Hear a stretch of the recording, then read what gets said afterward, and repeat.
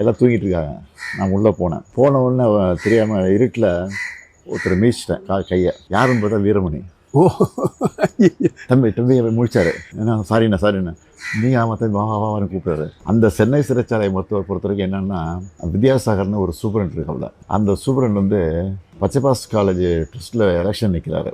அப்போ வந்து என்விஎன் சோமுன்னு நம்ம திமுகவில் அவர் திரு நடராஜன் அவர் ஏற்று ஜெயிச்சிட்டாரு.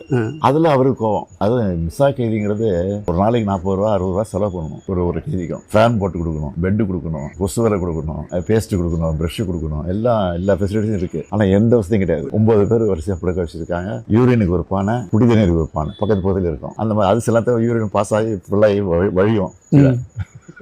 ஏப்பா ஏன்னா 9 பேர் படுத்துருக்கோமே, 9 பேர் யூரின் போகிறதுனால என்ன ஆகுறது? டாய்லெட்லாம் காலையில் தான் எழுச்சி போகணும். 2-3 டாய்லெட்டாக இருக்கும். அது ஒரு 10 நிமிஷம் திறப்பாங்க.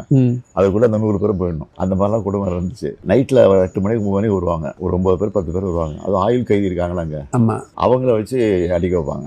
ஓப்பா வரிசையாக 10 ரூம் இருக்குன்னு வச்சுங்களேன். 10ஆம் நம்பரில் கூப்பிட்டு அதில் 10 பேர் வருவாங்க. அடி எங்களுக்கு சத்தம் கேட்கும். நாங்கள் 1ஆம் நம்பரில் இருக்கோம். அப்போ எங்களுக்கு வர வரைக்கும் நாங்கள் பயந்துட்டு உட்காந்துருக்கணும்.